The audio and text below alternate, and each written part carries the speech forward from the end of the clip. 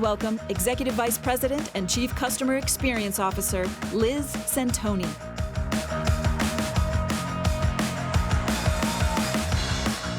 Thank you. Good morning. Welcome to day 2. I thought G2 yesterday was an amazing day of innovation. And today we're going to continue that with another amazing day of innovation for you. So let's get into it. So right now, as you're sitting here in this room, there are networks being mapped by AI at machine speed, finding vulnerable devices, finding those end-of-life vulnerable devices in minutes. So my job is to make sure that when that happens to your network, you already saw it coming. I'm not here to talk about the future of AI, but what I am here to talk about is the boring problems it's already fixing for you in your environment, and we're just getting started. In technology, windows open and close. The organizations that move decisively inside of them are the ones that define what is coming next. That window is not waiting, and neither is the threat. And it is shorter than many organizations realize. I mean, the complexity is not just growing, you would agree. It is continuing to accelerate, actually. If you look at last year's Talos report, 40% of top targeted vulnerabilities directly impacted end-of-life devices. About 32% were over a decade old, and 23% were targeting the very edge of your network. Last day of support hardware used to be just an operational drag, and now they're ground zero for a new generation of attack. You heard this from Chuck yesterday, you heard this from G2 yesterday. Mythos is changing the game.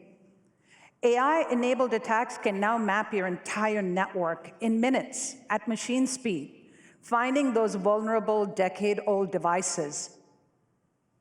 So human speed reactive defense is no longer viable. This is the Mythos moment, and the question is, how are you meeting it? Because meeting it requires something completely different, because it requires complete visibility into your environment, the ability to actually understand that risk in real time, and the intelligence to move from reacting to predicting.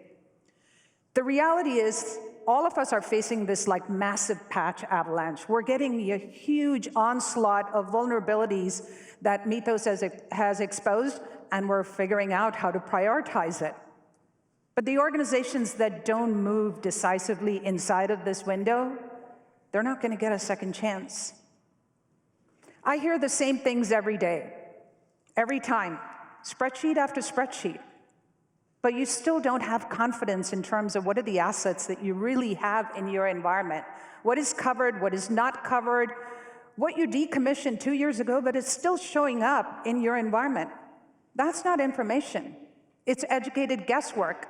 And you're making critical security decisions on top of that guesswork. And then you have support calls, and I'm sure a lot of you can resonate with it. You're spending the first 35 to 40 minutes before a single line of troubleshooting is done on just collecting basic data. It's show tag, log files, uploading, waiting. You're explaining your environment to an engineer, and you're thinking, this engineer should have known my context already.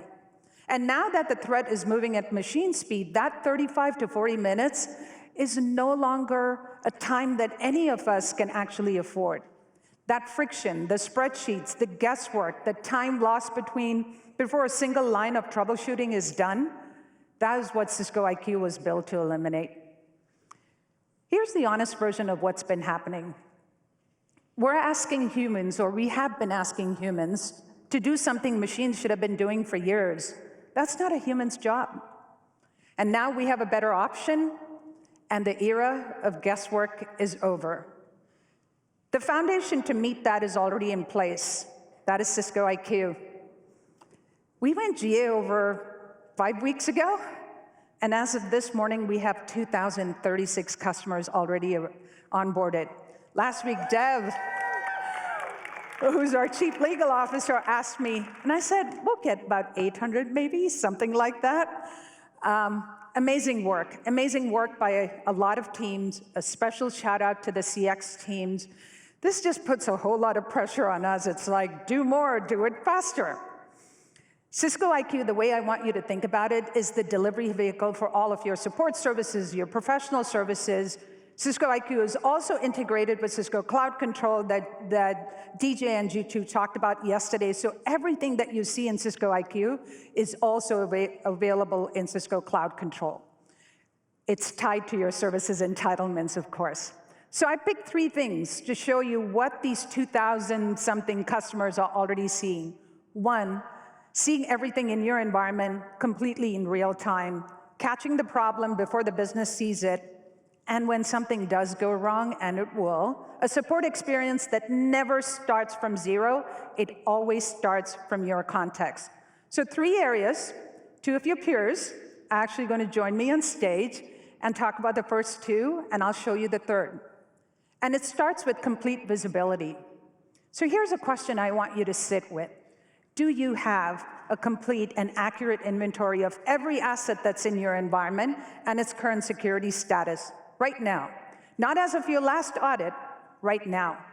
Because that lag that exists in your environment between what your team can actually see and what is actually there is no longer a gap you can afford. And that's where Cisco IQ starts. Broad visibility into your Cisco environment, a single, always current view of all of your assets, your hardware assets, your software assets, your cryptographic assets. No fragmentation, no lag. So from partial visibility to complete clarity, this is where your readiness starts. Now, the best proof is never in a slide. It's about hearing from someone who runs infrastructure at the scale and made the decision to change how they operate. And that's Scott Malone, who's VP of IT at GEODIS.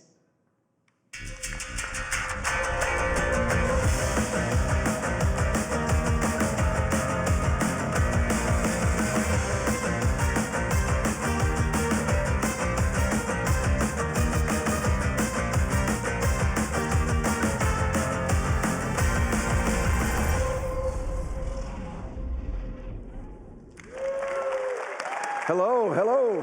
Welcome, Scott. Thank you. The floor Good morning. is yours. So at GEODIS, we offer end-to-end supply chain solutions, including freight forwarding, contract logistics, distribution express, delivery, and road transport. We experience intense competitive pressures that demand operational excellence at every level. And in order to stay competitive, we need to operate within thin margins. The network is the backbone of GEODIS supply chain, and the stakes are very real. 30 minutes of unplanned downtime can cost hundreds of thousands of dollars in lost throughput, SLA penalties, and recovery labor. Downtime that delays a shipment does not just affect us, it affects our customers' reputation with their customers. Uptime is not a metric, it's a promise. That's a bold promise, so I'd love to hear how you're delivering that bold promise with IQ. Yeah, absolutely. What that means is it's maintaining a hardened, patched, and audit-ready infrastructure across a global footprint, proactively tracking hardware health, EOL status, and refresh cycles at scale, knowing exactly what equipment exists, where it exists, and what condition it is in at all times. And with Mythos, all of these issues are coming into sharp focus. My board and leadership team are asking, how are we protected? How are we identifying and managing the vulnerabilities Mythos has exposed? For the first time that I can remember, I have complete landscape visibility into all of the LDOS vulnerabilities, and most importantly, a clear action plan. When I first saw what Cisco IQ surfaced, my first reaction was like, this cannot be right. This is too much, too fast, and too clear. It felt too good to be true. And then I just realized, this is what it looks like when the system actually knows your environment. I love hearing that, but I think the audience would love to hear, like, walk us through what you needed to see before you were going to put this in production. Yeah, so to maintain uptime and manage LDOS equipment, 3 things are non-negotiable. First, API integration. The ability to connect with our internal automation platforms. Number 2, extensive manageability, full centralized visibility into the asset landscapes from the remote distribution sites to the core data centers, with the ability to monitor health, compliance, and performance in a single pane of glass. No blind spots. And finally, number 3, LDOS management, a phased, actionable roadmap to identify and replace LDOS equipment without touching production. Because in our environment, the fix cannot create the next problem. So you're going to show us kind of a recorded demo? Absolutely. So now I am going to show you in a demo how we're using Cisco IQ at GEODIS for complete landscape visibility. With AI-powered attacks becoming more sophisticated, the risk of someone triggering an exploit is higher than ever. So it's critical for us to get older hardware out of the network before it goes into support. We need to be able to patch vulnerabilities the second they pop up. So let's look at how Cisco IQ helps us stay ahead of that. So right here, I'm looking at my entire estate of 12,000 devices. With just a quick filter, I can pull up every device hitting its end of support date within the next 12 months. Just like that, I've narrowed it down to 551 devices. So let's take it a step further with AI Assistant. I am currently working with our site manager in Brentwood, Tennessee, to plan our lifecycle refresh for the coming year. I can identify the devices hitting end of life at that specific site, categorized by device type and product ID. This has a huge impact on budget planning. I can even generate an AI-powered report that breaks everything down by product ID. Now, I have a clear, precise view of exactly what we need to replace in Tennessee, which helps me nail down the budget and get those older devices out of the network before they lose support. The visibility Cisco IQ provides is transforming how we run our business. And that's just one example. We are proactively keeping our infrastructure healthy and managing our infrastructure lifecycle, getting full visibility into the hardware lifecycle status across our global footprint, supporting our compliance posture by identifying gear past recommended support windows. So what changed? Early results? Remarkable, exciting and remarkable. You know, the faster, clearer insight into full device population and across all of our lifecycle metrics and across all GEODIS locations. And this is just the beginning.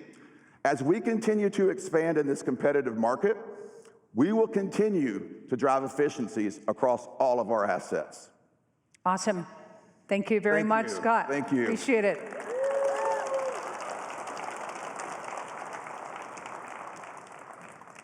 Thank you, Scott. Too good to be true. I actually like hearing that every time a customer sees Cisco IQ for the first time.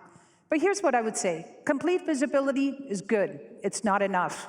The hardest part is connecting what you see before something breaks. You know, think about the last outage that your team dealt with.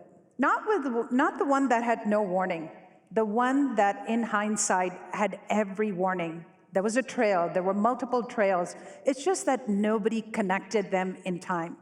There are 3 scenarios I hear about constantly. The first one is around expired certificates. I'm sure a lot of you have already faced it. The certificate was in the system, the expiry date was known. Nobody just flagged it as urgent until the application went down. The second one is misconfigurations. A change went in weeks ago, everything looked fine. And then under a specific load condition, that misconfiguration became the outage. The trail was there from the moment that change went in. The third one is known and fixed bugs, which we deal with every day. The fix was there, the advisory was published, the affected devices were in the environment, but between everything people have to do, a ton of patches, the demands of the day, it just never made it to the top of the list until that bug caused the outage. Trails that nobody connected before it was too late. Cisco IQ connects those trails before the outage, not after. And to show you what that looks like when the stakes are absolute,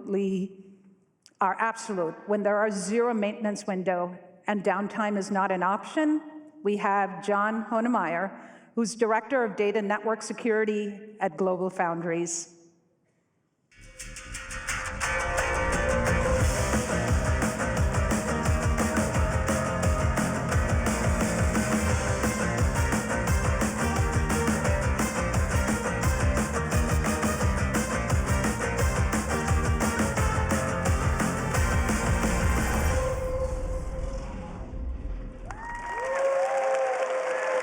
Welcome, John. Thanks, Liz. Take it away. Semiconductor manufacturing is one of the most demanding operational environments on the planet. And at GlobalFoundries, that network isn't just infrastructure. It's the digital nerve center of our manufacturing floor. Every sensor, every robot, every precision tool that converts raw materials into the silicon that drives our planet, it all relies on that network. And downtime is not an option. We operate 24 hours a day, 365 days a year. And there are no maintenance windows. Let me repeat that. Zero maintenance windows. And here's the reality every manufacturer faces. As technology evolves, infrastructure ages. And that gap between what you're running and what is actually supported, that's not just an operational risk. It's a security exposure. And in our environment, that has to be managed before it's felt. I've been in this industry long enough to know that reacting to issues after they happen, that's no longer viable. You can't navigate what's coming with a map when what you really need is a GPS. So we were asking ourselves, what if we could see problems before they happen? What if our infrastructure could tell us exactly what needs attention and why? Enter Cisco IQ. But I want to be clear, this is a philosophy shift. We're talking about moving from reactive firefighting to proactive, intelligent operations. We've moved beyond manual, time-consuming investigations to perform precise inventory analysis. We know exactly which devices are vulnerable, which ones are approaching LDOS, and we can see what the impact would be if a zero-day attack hit our devices tomorrow morning. And with Mythos raising the stakes, that visibility isn't just valuable.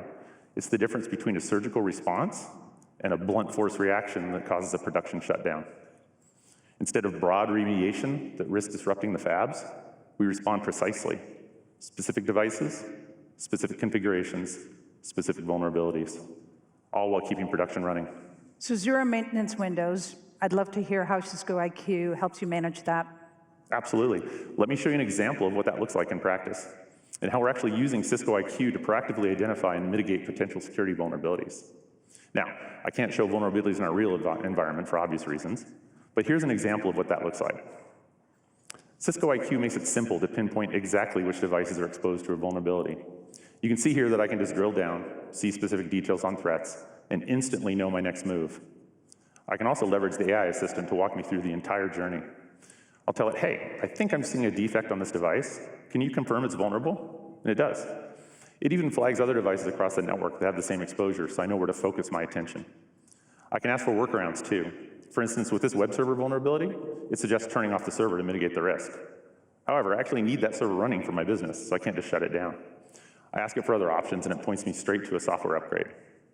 Now I'm asking for the lowest software version that includes the fix, and it immediately confirms that version 17.94a will do the trick.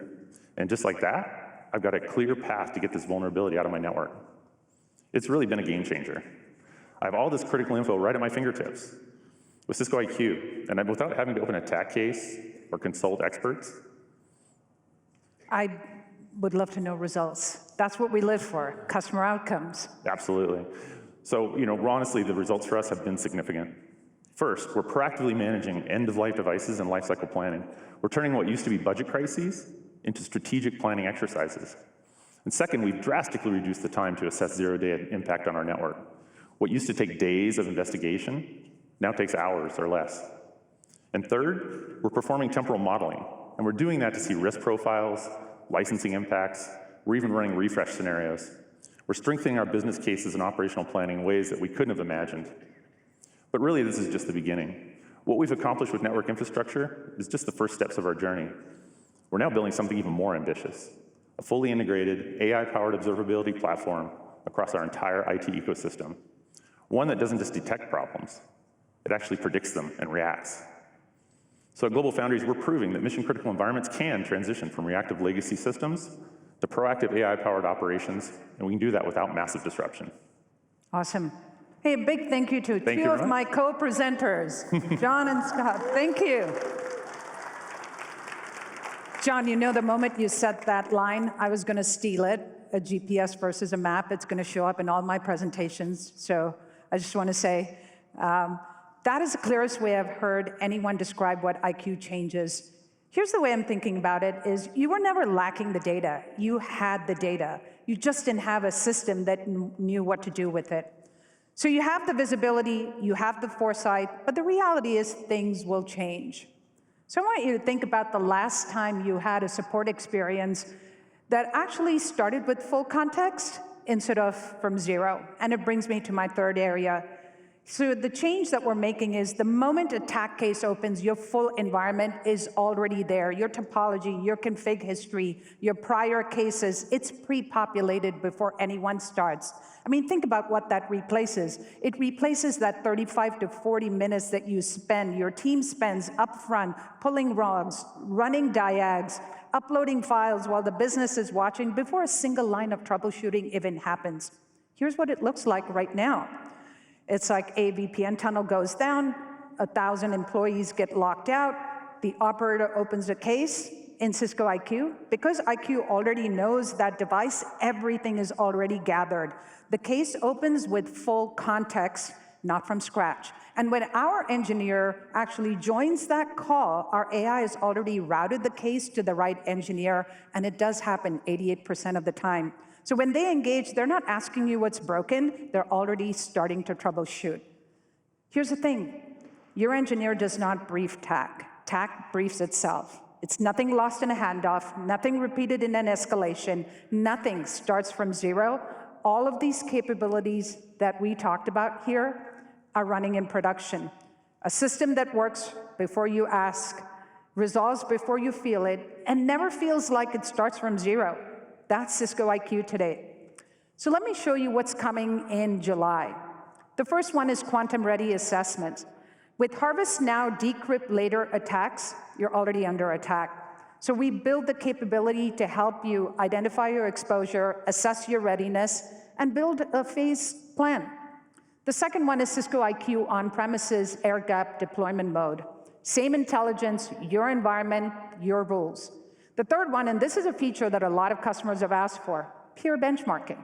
Your actual posture against your actual peers, not just a generic report. And this month, we will have resilient infrastructure services for the post-Mythos world. This enables you to actively identify vulnerabilities, modernize your infrastructure capabilities, and deploy an agentic response. It's a three-phased approach. By the way, this is not just in response to a single model like Mythos. It's about mitigating a new generation of AI-generated risk. And it's available to you as part of your standard and signature support tiers as well. Windows open and close. The organizations that move decisively inside them get to decide what comes and shape what comes next. When you see what Cisco IQ surfaces about your own environment the first time, fully in real time, the reaction is, this can't be right, it's too good to be true. And then you realize it's just what it looks like when the system actually knows your environment. Everyone can access Cisco IQ. It is available as part of your services contract. It's also available to you as part of Cisco Cloud Control. You've always had the map. Now you have the GPS. Use it. You can access it at iq.cisco.com or from the QR code on the screen. The era of guesswork is over. With that, I'm going to hand it over to Jeetu for the next round of amazing innovations on day 2. Thank you.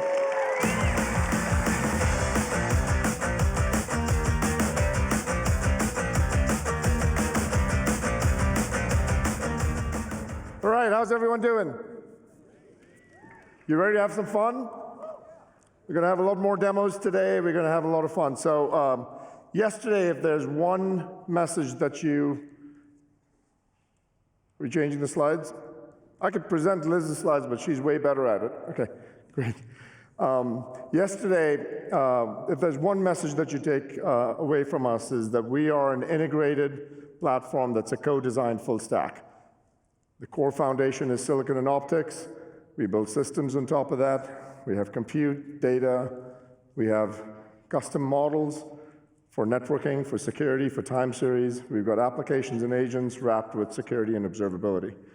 And there's no better illustration and manifestation of this platform than Cisco Cloud Control. You saw it yesterday. We've spent an enormous amount of time in trying to simplify and reimagine operations for you. So the team put together a great video, and I thought I'd start by showing you the video. So let's take a look.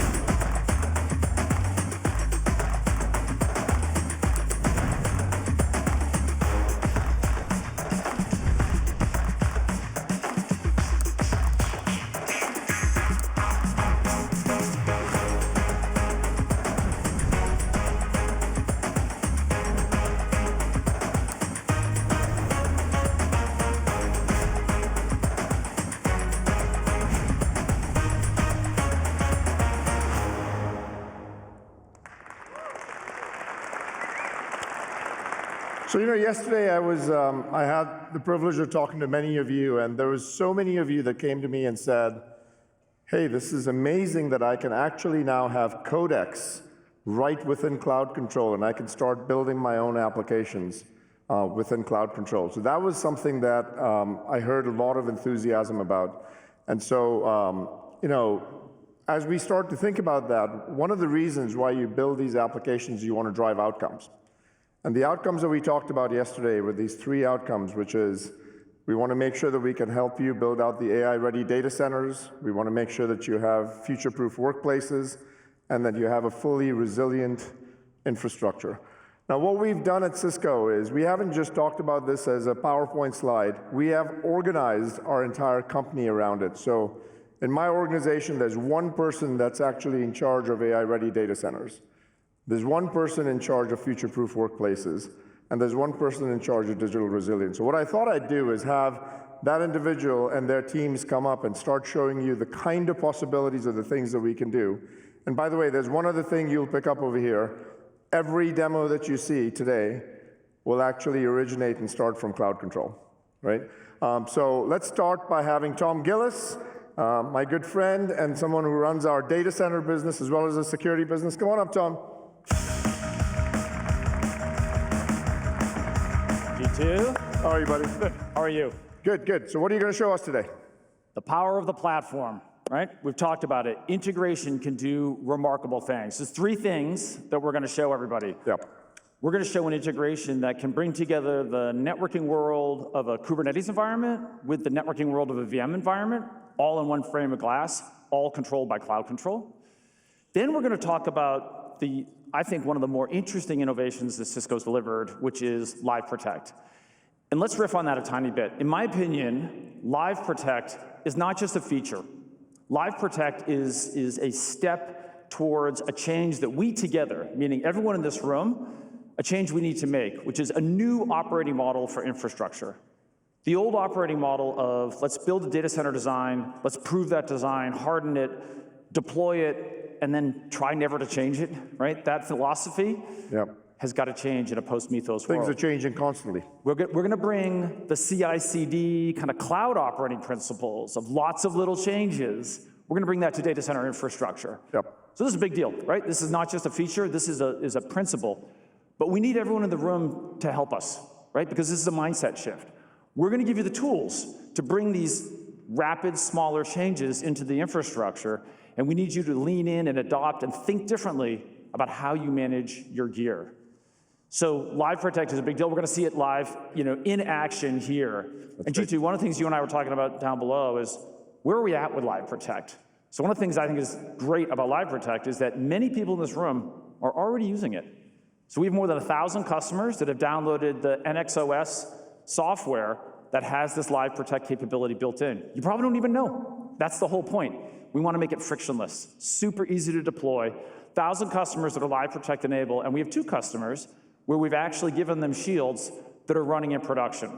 ServiceNow is one of them, right? ServiceNow joined us yesterday at the breakout and was talking about a data center running switches and infrastructure with Live Protect enabled. So we're going to see a demo of what that means today, and it's pretty exciting. And the third thing we're going to talk about is how we're infusing security into the fabric of the network and making it just really, really easy to deploy things like firewalls for segmentation. So enough jibber jabber, let's actually show it, huh? That's true, but let me actually tell people, because the first time you and I met, how long was it, 5 years now? Yeah, 4, yeah. 4 years?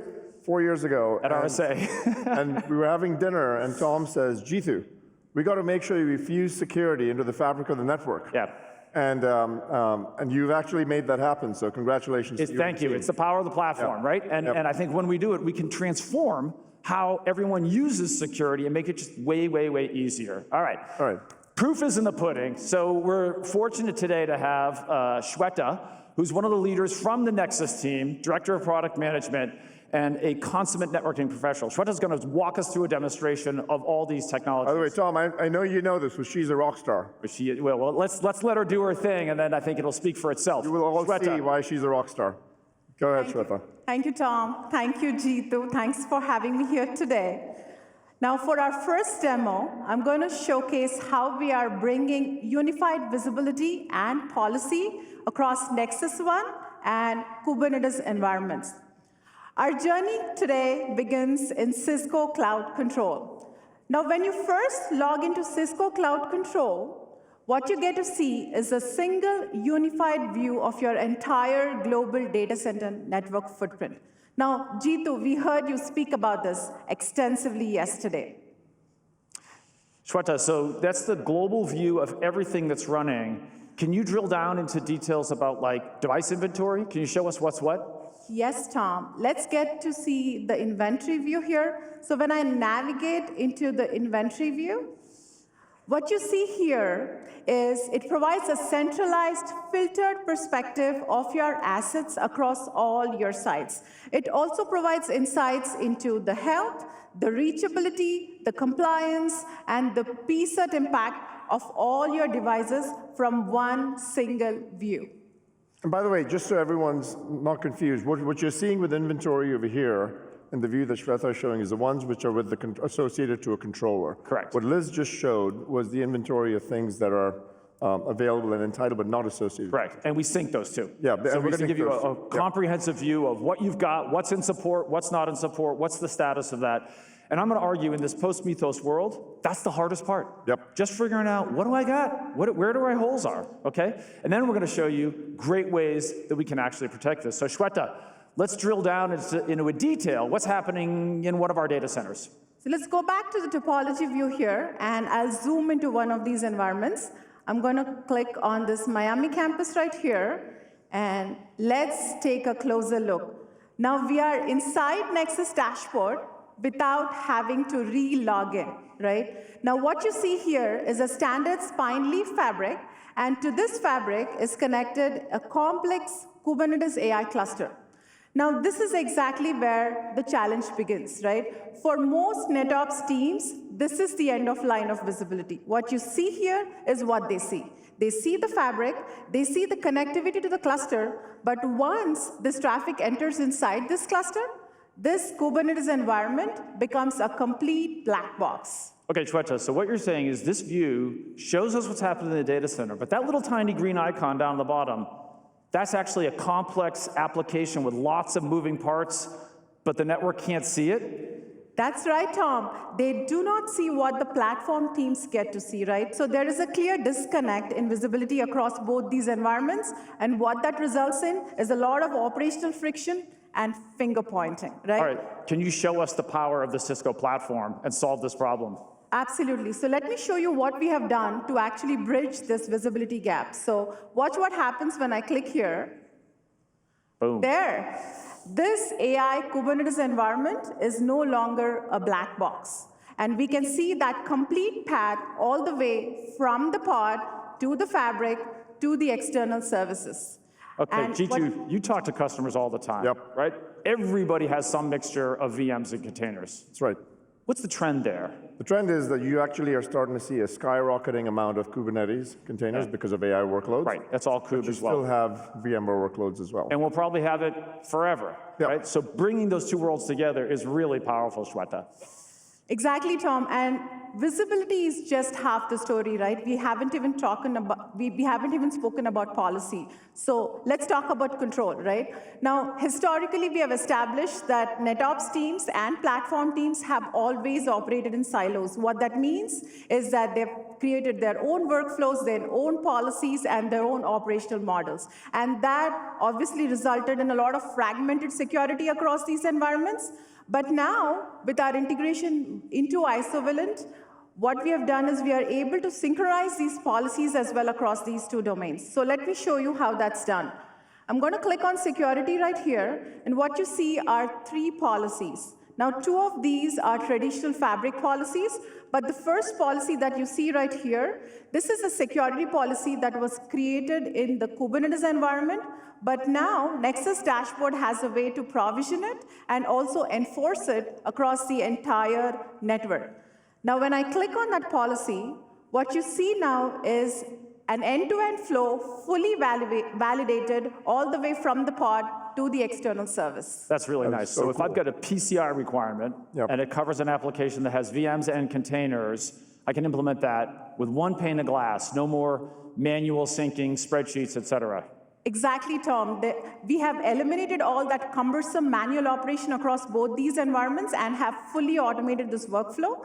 What's also nice is that this architecture extends across sites, so when the workload moves, the policy moves with it. Jeetu, you know what this is? This is simplicity without sacrificing sophistication, right? That's fantastic. The power of the platform. Great. Okay, Shweta, so we talked about a security policy. What about the security of the devices themselves? What can we do there? Let me show you what we do that, and we achieve that with Live Protect today. So let's get into a live demo for that. Now, we'll look at that same exact network, right? And when a new security advisory is released, Nexus Dashboard automatically identifies the risks and displays those advisories in this panel right here. Now, when I click on this advisory here, it immediately identifies and highlights all the systems that are exposed to that vulnerability, right? And it also enables us to apply a compensating control on that vulnerability. So I can do that by clicking here on Actions. Now, what I can do is I can apply the shield by clicking on Deploy in Protect Mode. So let's wait for that shield to get applied. And there. The systems are now fully protected. All right, let's take a second and realize. Let's explain this for a moment, because this is a fundamentally different model than what most others are following. Yeah, what Shweta just did is she made an important security change to a switch in production without disrupting, slowing down, stopping, or rebooting that switch. Zero downtime. Zero downtime. And basically, does a compensating control replace a patch? Absolutely not. So if there's one thing you listen to in this room and remember, a compensating control does not eliminate the need to patch. It's a bridge between patches. And so at Cisco, we're going to do our part to make those upgrades easier and like more frequent and able to take smaller steps. But then we have a unique capability like Live Protect that is the bridge between upgrades. And that's the new operating model for the post-Mythos world. And so just so everyone fully understands this, the time from when a vulnerability is announced to when an exploit occurs now, that time is compressed down to hours or minutes. Yes. But it takes about 40, 45 days for an organization sometimes to go out and patch. We collectively as a community have to make 45 days to patch? Yeah, on a good day, right? Only for 20% of the total number of vulnerabilities you might have, Right. because people don't have enough resources. Right. So we have to collectively reduce the amount of time it takes to patch. Right. But in the meanwhile, Yes. you actually now have a mechanism to go out and stay safe and secure. Yes, our design intent is that once you get comfortable with these shields, that you let them go in auto mode and they just deploy. Right. So we take the human out of the loop and we can put these immediate controls in place, but you still need to patch, right? And we're going to continue to make that easier and smoother. Okay, that's really super impressive. Shweta, so let's assume that a customer is running a heterogeneous environment, and even though they have Live Protect running on switches, there are so many vulnerabilities in this post-Mythos world, we just have to assume that attackers have gotten in. And zero trust principles have always held that. It's more true now than ever before. So let's add some segmentation of the network. Can you show us what it would take to insert a firewall into this architecture? All right.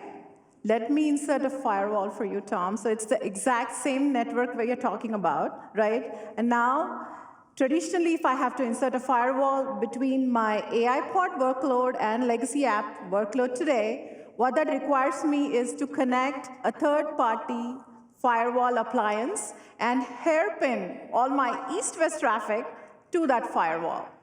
Okay, so Jeetu, hairpins were an important feature of hairstyles in the 1950s. But Shweta... I never used it even back then, I was bald. Yeah, well, so not for you and I, but for some of us. Shweta, from a networking standpoint, how do we feel about the hairpin? Tom, I have to say this to you. I have 2 daughters. Hairpinning is not fun. No, either for them, it's dead, right? Not for the network. But I'll tell you why it's not fun for the network, right? It creates multiple challenges on the network itself. The first thing, we see an additional latency here, a latency penalty as a result of that extra hop that we have now added to the fabric. There's a lot of complex routing that we'd have to worry about now to and fro that device. And of course, it also brings down the fabric performance significantly because now we have created a single choke point there for all our traffic, right, with the firewall. Now, let's compare this with our smart switch DPU architecture, right? Now, I'll go back to Cisco Cloud Control, and what I do there is I define a security policy that says, insert a layer 4 stateful firewall between that same AI pod and legacy applications. I define that policy in Cisco Cloud Control, and apply that policy, and once I do that, there. Now the security is fully infused inside the fabric directly via the DPU. Ooh, so you just showed us proof positive that you can get rid of the hairpin and still be cool, right? No additional appliances, no hairpinning, and no complex routing. That's right. We've taken so much friction out of the process of deploying firewalls that it's going to allow our customers to be able to put lots more little tiny firewalls throughout the infrastructure and contain the damage if there is a breach to occur in this post-Mythos world. So this is another example of the power of the platform, delivering simplicity without sacrificing sophistication. And the way we do it is with a unique form of hardware. So Shweta, that box next to you, what is that? This is our Nexus 9K Smart Switch that's powered by our E100 Silicon One ASIC that's running both the NPU and the DPU components. So the big chip on the right, that's Silicon One, and the smaller chips there, those are DPUs. And this is a perfect example of what you talked about yesterday. Having the ability to have the full stack, the silicon, the software, the systems, all pulled together, that's what allows us to deliver the simplicity of a smart switch where we can integrate security into the fabric of the network. Amazing work, amazing work. Do we think that Shweta is a rock star? Yeah. I think she is. Well, thank you, Shweta. Thank you. Thank you, Shweta. Thank you, Tom. Thanks, Jeetu. Take care. So that was AI-ready data center. Next, let's actually go talk about future-proof workplaces. And there's so much to talk about in future-proof workplaces, and there's no one better than Anurag Dhingra, who runs our entire workplaces business, including collaboration and networking. Anurag, come on up, buddy.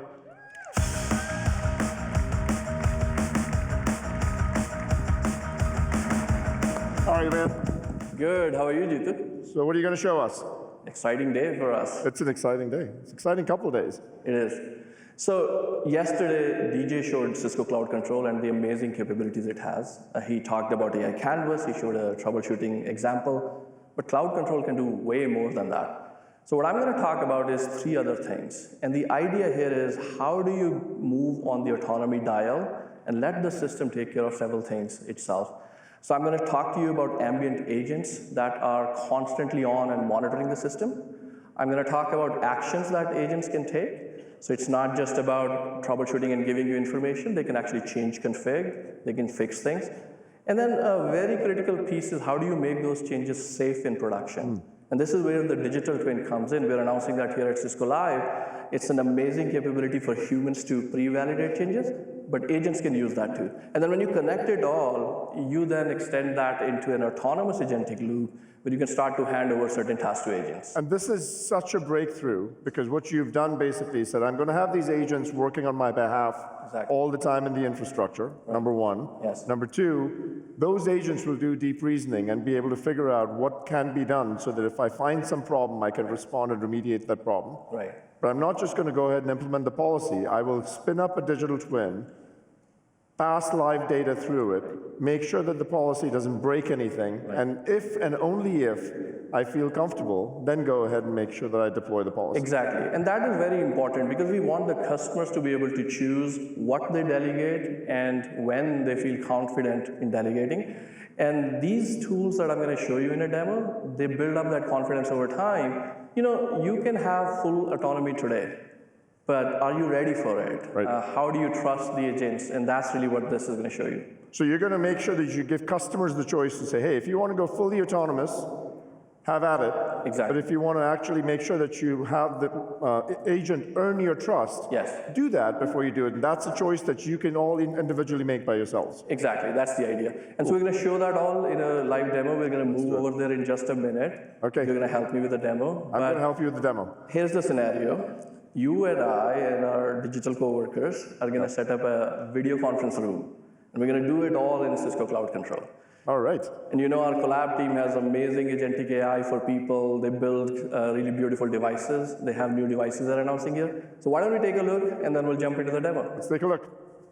The future of work is here. People and AI working side by side across every space with our intelligent devices. Cisco makes it easier than any other vendor to manage your spaces. With Cloud Control, you spend less time managing infrastructure and more time driving impact. Turn data into real decisions about how spaces are used in Workspace Advisor. Deploy devices in minutes with zero-touch provisioning, like the RoomKit Pro G2, which simplifies setups with AV over IP architecture that connects everything over a single cable. The Desk Pro G2, which turns every desk into a fully capable meeting environment. And the Board Pro G3, providing an all-in-one system for integrating AI into every brainstorm. All of these devices work with any meeting platform your teams already use. Plus, Cisco ships AI agents directly on these devices, like Director or Note Taker, powered by the latest NVIDIA chipset, always on, always working alongside your teams. That's the power of Cisco. Awesome. So let's make agentic ops real, shall we, Jeetu? Let's do it. So like I said, we are going to set up a video conference room. Now our team has tried to help us by already installing this amazing Board Pro G3. All of these accessories are also installed. Jeetu, all that's left for us is to plug in this switch and configure I'm going to do the hard work. I'm going to plug in the switch. Is it connected? Okay, you know, it's weird to have your boss as your sidekick and plugging cables for you. Like, it's a weird feeling for me. Okay, so everyone's not confused. I'm actually the one working for you, my friend. All right, let's keep going here. So everything is connected, and now it's time to configure the connectivity so these devices can talk to each other. So we're going to do that in Cloud Control. I'm already logged in, as you can see here. The first thing I'm going to do is navigate over to the workplace networking part of the product. And DJ showed this yesterday. Everything that we have in the Cisco portfolio is integrated natively. Now, if you've ever used the Meraki dashboard before, this will feel very familiar, instantly familiar to you. And typically, you would look up the switch and you'll start to configure it. But instead of doing that manually, I'm going to ask the AI assistant to do that because this is all about leveraging our digital coworkers. So let's go ahead and ask the AI assistant to configure the VLANs, the switch ports, everything that needs to happen here. And Jeetu, one thing that I want to talk about is one of the ways you make agents part of your team is you want to make sure they follow the same processes that you have. Yeah, so you have a workflow thing. Can you explain what a workflow is? Exactly. So workflow is a way to automate routine tasks. Most teams have a standard procedure for operations. They have a runbook. And you can turn those into workflows. I'll show you in just a second, but I want to keep going. This AI assistant seems to have found one workflow that's defined for my org. Right. It's also telling me there are some other pre-canned ones available. I'm just going to pick the one that's built specifically for us because that's the most relevant. So we'll just keep going. And this workflow has a few steps. Like I said, you have to configure some switch ports, you have to configure VLANs. So I'm just going to ask the assistant to go ahead and execute that. And while it's doing that, let's take a look at what a workflow looks like. So what you're seeing here in the flow chart is a sequence of steps, config changes, wrapped in some logic. This is actually the exact workflow that the assistant is running for us right now. And creating something like this is super simple. Like I said, if you have a run book or a standard operating procedure, you have these widgets in a palette on the left. You can drag and drop them, or you can just describe in natural language what you're trying to do, and the AI will generate a workflow for you. So basically, a workflow is a run book that you're using that makes your non-deterministic models behave in a much more deterministic way for predictable outcomes that you want to go out and drive. Exactly, and that's sort of the one end of the autonomy dial that I was talking about, and I'll show you how you can go to the other side, but the first step here is if your human coworkers follow a run book, why shouldn't your digital coworkers do the same thing? And that's how it does that. What if you don't have a run book? Yeah, so the agents are smart. If they don't find a predefined workflow, they will generate one on the fly. And they will use the same capabilities that I'm showing you here. They will save that so that it becomes available for your whole organization to use after the fact, and they just become part of your runbook repository. Basically, recursive self-learning for workflows. Exactly. All right, let's go back and check on our AI assistant because ultimately we are here to configure our conference room. Okay, so it looks like everything is configured, everything should be online, and my board should be now fully operational. Okay, this is not what I expected. His link has gone down. So Jeetu, I may have messed something up here. We might be in serious trouble. Live demos, man. That's the problem. So, by the way, I'm getting some notifications here on my phone, and interestingly, one of them is from an ambient agent. So why don't I bring it up and show you what I'm seeing here? Okay, so this is the notification that I've just received, and before I actually read or see what's going on, I will tell you, man, like, it looks like we brought down the whole network here because it's a critical incident. This is what happens when the boss starts to plug in things. Exactly, this is what happens. But Jeetu, two things to point out here. One, obviously, this came proactively from an ambient agent. So there was an agent that was constantly monitoring the system, detected an outage and texted me. Second, this is a WebEx messaging interaction. Right. You know, if I had a coworker, they would probably message me about this. Or what if I was using Slack or Microsoft Teams? The same pattern holds. You know, any messaging system, Slack, Microsoft Teams, WhatsApp, iMessage, whatever you have, the idea is these agents are collaborating with us just like your humans would. And you know, by the way, if I were away from the laptop, I could just continue the conversation on my phone. But because I'm here, I want to just project so that everyone can see. And just eyeballing this, it looks like the config change that we made was not the problem. I made a rookie mistake that hopefully many of you can identify with. This switch was operational somewhere else in the network. I brought it here, plugged it in, and that created a loop in the network, and the spanning tree protocol is telling me that's the instability, that's really what brought down the network. And you know, this message from the agent is telling me that the agent has already done that root cause analysis. So it went into a deep reasoning loop, came up with a remediation as well, and it's feeling very bullish. It's telling me that it has high confidence in this assessment, but I want to double check its homework. I'm not just going to trust that. So we go back into cloud control, because I want to make sure I understand why this agent thinks this is the root cause. So let's go back into cloud control, and I'll switch into this area of cloud control called Agentic Actions. Think of this as the mission control for supervising your agents. It's right here in cloud control, and as we can see on the left here, an incident was automatically created by the agent. And on the right, it has the exact same summary that I got in the WebEx message. And as you can see, this is where the confidence level in the root cause analysis is. The agent has also come up with a remediation, but before I go to remediation, I want to scroll down here and see its reasoning log. So I can see that it looked at the telemetry, it saw STP messages, and then it went to the root cause, and then it figured out which port was causing that. And I feel pretty good about this reasoning. And the remediation comes with the risk assessment, just like the confidence in the root cause analysis, the remediation has a risk score as well. Our network is already down, so I'm going to accept this risk. I've seen this problem before. It's a fairly straightforward change. So I'm just going to go ahead, Jeetu, and accept the recommendation, apply the changes. Let's try to bring the network back online. All right. We only have 20,000 people in the audience, so let's hope it works. Let's do. Now, one thing why it's working, Jeetu, I want to talk about is, this was a fairly straightforward change, and I've actually run into this problem before. What if this was a more complicated change? Like if this was something complex or something I had not seen before, I would not just trust this. I would actually use a digital twin to pre-validate my changes, right? So we talked about that. Let's take a look while the AI is working here. So what you're seeing here is a one-for-one virtual copy of one of my networks. This is not. This is a digital twin. This is a digital twin of my network. This is not a mathematical model. This is not a simulation. Every single node that you see here is a virtual copy of a real switch in my network. It is running the same iOS XE version. It's running the exact same configuration as my network. And this gives me an opportunity to test out complex changes. And it's really easy to test things in your digital twin. I can just click over to the validations here. And when I go there, I can describe in natural language what I'm trying to test. So for example, I'm trying to upgrade an image. I can test that here. The AI will generate the right test cases for me, and I can execute them.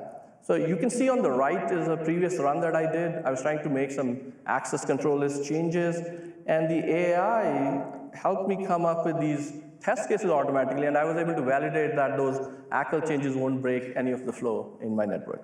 So Jeetu, let's go back to our agentic system and see what happened with the remediation. Okay, there we are. It looks like the problem was resolved. Everything should be back online. Now, here is the cool thing that I want you to see. You will see that the reasoning log was automatically updated as well. And now I have this option to automatically run this action the next time. This is what we were talking about earlier. This is exactly what we were talking about. This is the autonomy dial. I'm confident in the assessment that the agent reached.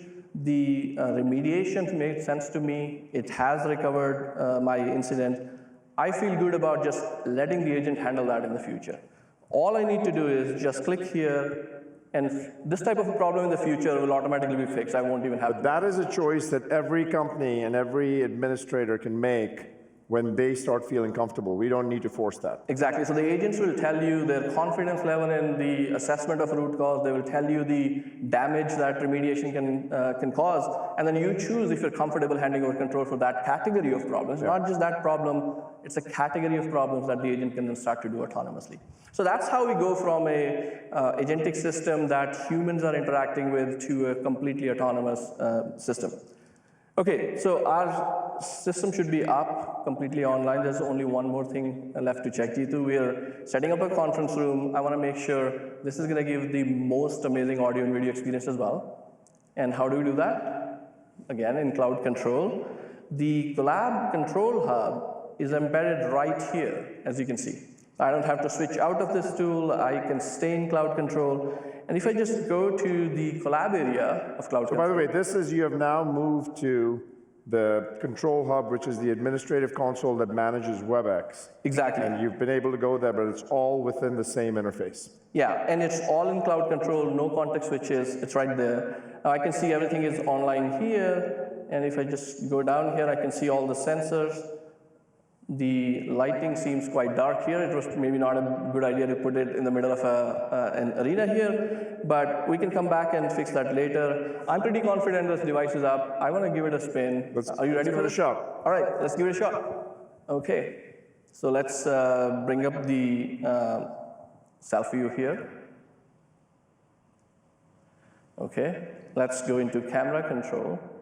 Now, you will see this is the built-in camera, and what we just hooked up is the Vision PTZ. So bring that online. All right, there we go. That's the Vision PTZ camera. Everyone, wave, say hello. You're live. All right. That's fantastic. Okay. So Jeetu, just to recap, here is what we did. We used AI to take some actions, execute a workflow, very predictable. Then I screwed up, but my friend... By the way, just so you know, he didn't actually screw up. It was part of the script, in case you didn't pick it up. Okay. You don't have to ruin the demo. So when things went wrong, a friendly agent was already monitoring that, and it saved us by telling us what happened and how to fix out of that. We talked about digital twin. This is how we make changes safe. And then that gives you the choice of how far you want to go in autonomy, all done through Cisco Cloud Control. And I just want to make sure I make it clear for the record, I plugged it into the right place. You did, you did. All right. Thank you. So that part is definitely real. So what are customers saying about this? Yeah, so a lot of the capabilities that I just showed you two are in the hands of our customers, and we have some of their reactions here. So why don't we hear from them? Let's take a look. And we'll move on. Thank you, everyone. We're spending weeks trying to update the number of properties, the number of networks. It reduced it by, almost 98%. You need something to help you do your job better. Deep reasoning gives me more feedback, more options, more detail. I was quite impressed by it. I've used it quite a bit since you turned me loose on it, but it really lays out how it got to the recommendation at the end. Experience metrics, I can't say enough about experience metrics. That is a game changer for us in regards to operations. What's interesting with Ambient Agent is I go in there now, and a lot of the things that I would go roam the dashboard looking for problems, it's surfacing them in front of me. Cloud control is going to be huge, and it'll be a game changer again for us. The power of deep reasoning, it can't be overstated. It's effectively given me another member of my team. Basically now I've got an expert who's available on hand whenever I need them to help me to solve complicated challenges, overcome security problems that just kind of pop up, anything I need when I need them. Anurag Dhingra, folks. Give him a big round of applause. Thank you, my friend. Thanks, Jeetu. All right, we now come to digital resilience, the third part, which is all around how can we keep infrastructure resilience in place. And Kamal Hathi actually runs our Splunk business. Come on up, Kamal.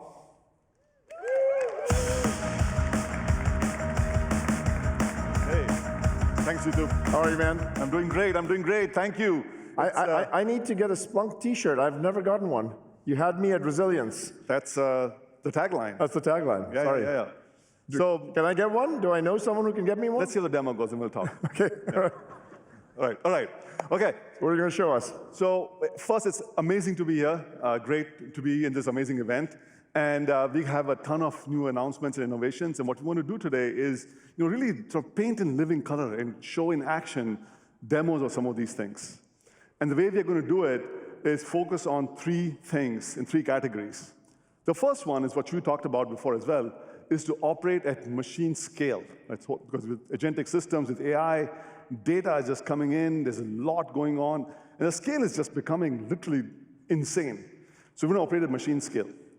The second thing we're going to talk about is how to use that same data and allow us to respond to these threats that are continuously coming in.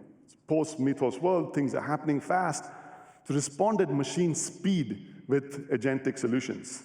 And the third part is to take the same exact data, the same visibility, unified view, and unlock trust in AI itself. Right? That's the three things we're going to focus on.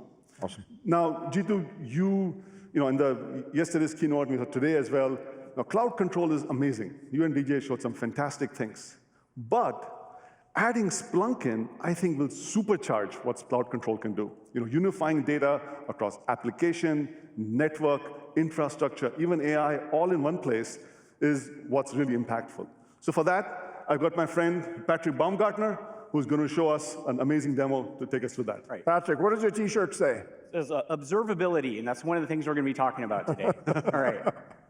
So when we're talking about responding at machine scale and machine speed, there's two key capabilities we really got to take care of. First, we need to be able to access all of our data from a single unified point, because the second thing we need to do is unleash AI on top of all of that data.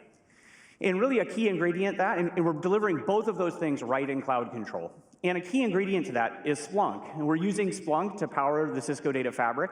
which brings all of not just your cloud control data into a unified location, but also lets you access all of external data from all these different silos as well. And so we could open up Splunk here, but we can also power some really cool applications. And like DJ said yesterday, we've built some apps for this. So one of the experiences we care about is understanding how the health and performance of key services and applications are running. And so we have an application for that, which is bringing together all of the data from both the network layer, application layer, and infrastructure layer, all into a single unified pane of glass so I can see what's going on. And in fact, I can see here I've got a streaming application that's a key customer experience for us.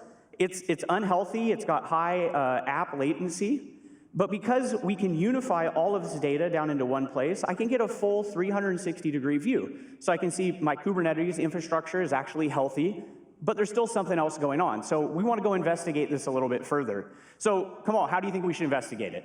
I mean, Jeetu, I got to channel my inner DJ today. All right. And what do you think we should say? What do I say about inner DJ? AI Canvas. AI Canvas, That's what you're going to do. So we're going to come in here. I thought you were going to say cloud control. AI Canvas in cloud control. How's that? Okay, cool. Did I say cloud control? Cloud control. Good. And so I've got an alert here about a degraded experience from Meraki. And I'm just going to click Collaborate in Canvas. And this is going to do something pretty awesome. Because we have all of this data unified, and now AI Canvas can talk to Splunk, it's going to run a root cause analysis that can correlate that alert across my infrastructure data, my application data, all the different data silos I have.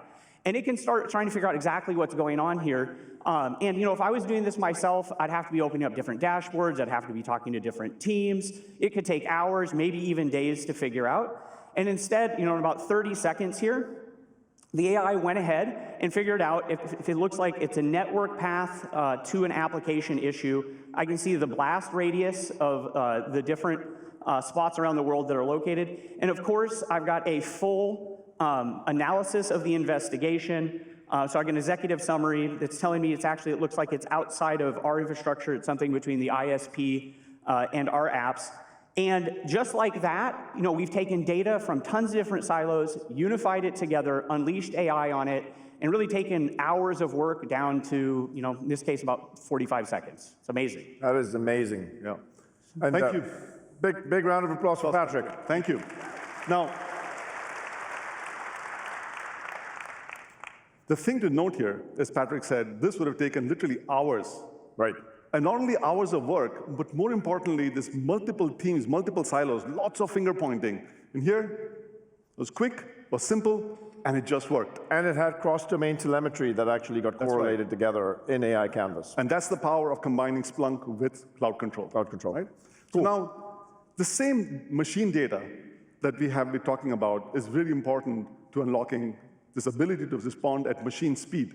And you talked yesterday a lot about you know, the challenges that are being faced by security operators. Right. There's a deluge of these alerts coming in. There's a lot of, you know, requirements they need to meet. And here we need to fight this fire of agentic attacks with agentic responses. So what we have for that is what we call the agentic SOC. And so what we want to do now is have Lauren join us and show us the agentic SOC in action. Hey, Lauren, before you start, the one thing that I think is going to happen, Kamal, in the future is, in a matter of a few months, a SOC that is not agentic won't even make any sense. That's right. Yep. That's absolutely correct. Sorry, Lauren. No, thank you, Kamal and Jeetu. I love the color. Thank you so much. I am going to talk about another problem that Cisco Cloud Control can solve. Now, we all know that with the volume of attacks flooding the SOC, and with AI-enabled attacks generating even more of them, humans simply cannot keep up. So when an agentic SOC, the agents do the work. Let's take a look at a case where AI autonomously triages and remediates a real threat on my behalf.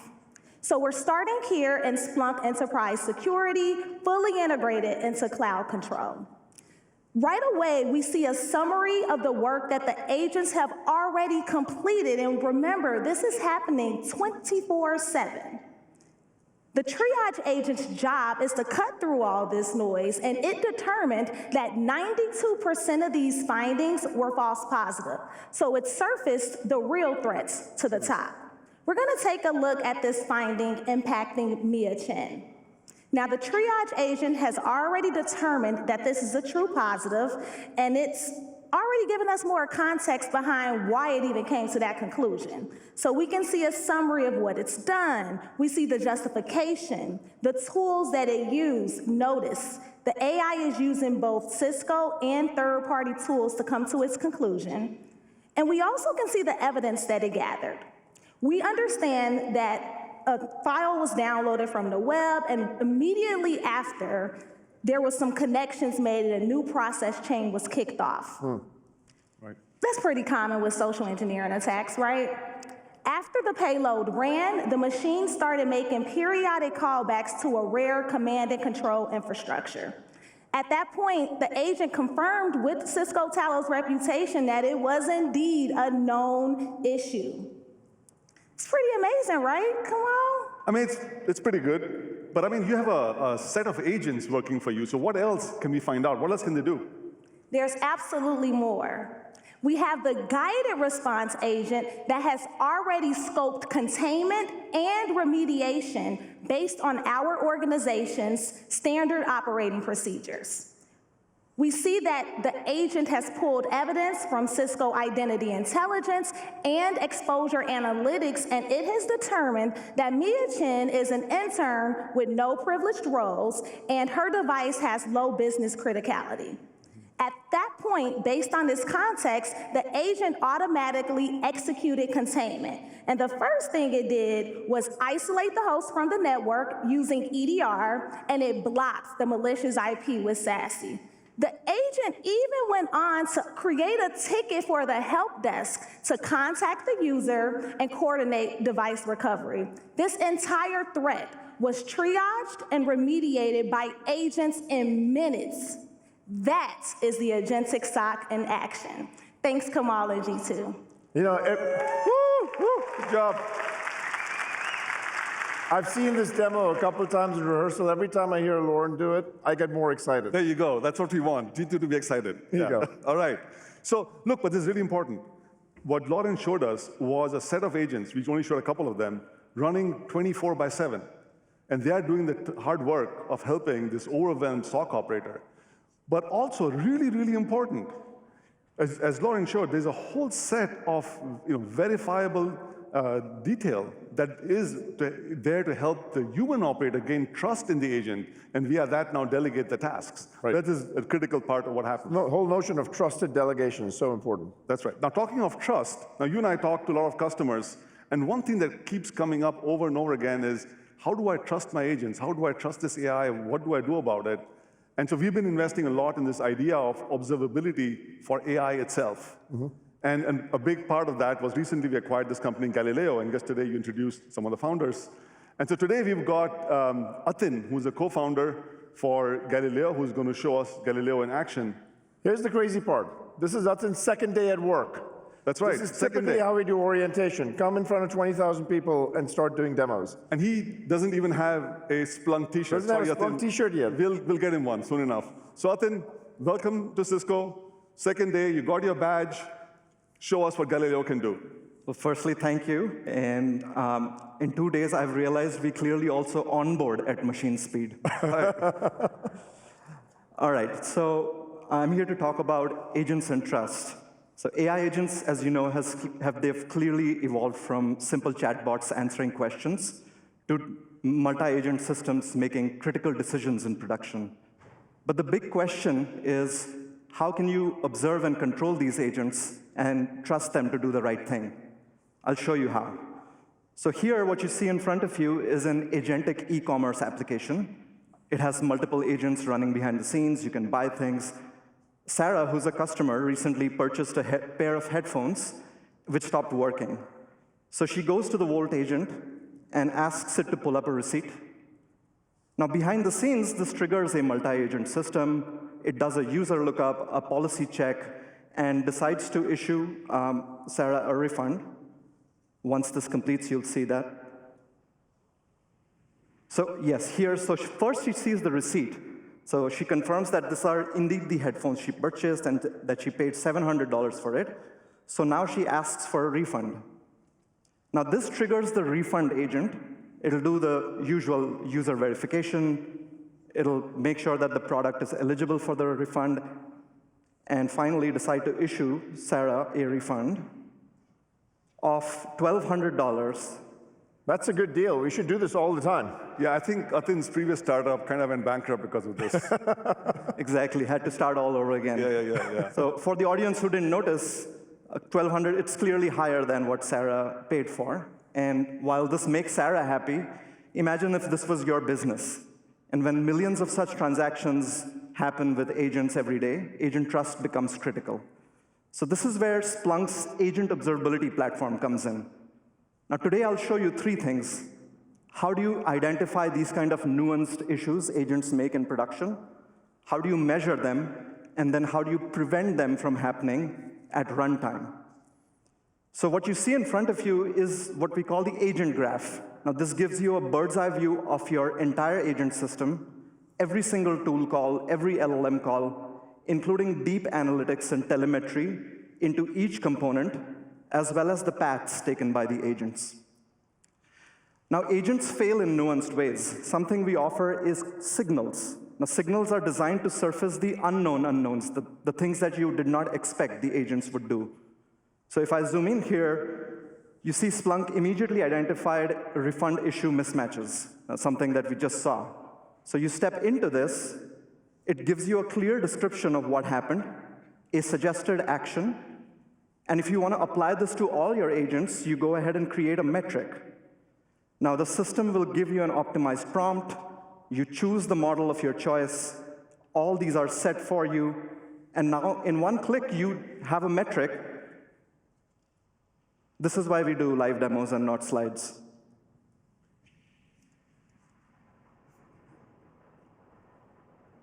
All right, I guess the agent was checking up what's going on there itself. So, but yeah. All right, we're through. So now you see that we created a metric, and now you can apply this to all your past and future interactions, but also you can apply this to any agent. So now I've already created a refund compliance metric here. So let me show you that in action. So if you go to our logs, over here you can see the refund compliance metric starting to flag every single interaction as compliant or not. But not only do you get a value, but you also get an explanation why. Now, if you notice here, it cost you 12 cents just to do this one transaction. That's an expensive token cost. It's a little bit expensive. And when you have millions of transactions happening, these techniques simply don't scale. And what you really need are metrics that are able to give you the same level of accuracy, but dramatically cheaper and faster. This is where Luna comes in. Luna is Splunk's small language models, which are designed to give you the same level of eval accuracy as LLMs, but are 95% cheaper and millisecond latencies. So over here, if we go to our control store, I already have a control powered by a Luna model. So all I do is enable this, go back to my agent, and try to reissue the refund. You'll see now that the control will trigger. It will steer the agent in the right direction at machine speed. And now Sarah gets the amount that she's owed. So to summarize, we did three things. We identified an issue. We measured it continuously. And then we applied it at machine scale to steer agents to safe responses. That's Splunk agent observability for you. And by the way, what you also did was you made sure that the economics of this were better because you moved it to a model that was a small language model. So you were able to make sure that it didn't have a 12-cent per transaction cost, and you actually reduced that cost dramatically. Absolutely. I mean, people are worried about their agent tokenomics. I mean, wait till they see their eval costs. So these are 98% cheaper. Fantastic, fantastic. Awesome. That's pretty amazing for day 2 on the job. Yep. Atin, thank you, my friend. Thank you. Thank you, Atin. Now back to work, rest of the week. One more thing to point out here, Jeetu, very quickly, that not only is it cheaper, it's faster, but it does 100% of evaluation. Most other techniques can use regular off-the-shelf LLMs and try to do the same thing. People do sampling because they can't afford it. It's not fast enough. That doesn't work. with Galileo, you can do this, and only with Galileo, and that is something the full coverage to us. Absolutely. Thank you so much, Thank Kamal. you so much, Jeetu. So Appreciate excited. it. Thank you Big for the round of water. applause for Kamal. Okay, so let's wrap up. What have you seen today? What you've seen is, firstly, the power of the platform really coming into play, because every single product you saw is now being able to get executed right within Cloud Control. You have cross-domain telemetry, you can troubleshoot, you can set policy, you can observe, you can go across data center, future-proof workplaces, and have infrastructure resilience. What you should know is we will have every single acquisition we make, every new product that we build, will actually start and only be within Cloud Control. So that's the commitment that we have to you. We're going to simplify. There you go. Go ahead. Thank you. We're going to simplify operations and completely reimagine it for you. Look, we're so honored that you take your valuable time and come here and spend it with us. We hope this was worth your while. This is an exciting time for Cisco. More importantly, we hope it's an exciting time for you as we partner with you. And we hope that these capabilities that we're building allow you to do your life's best work for your customers. Thank you again for being here. Take care.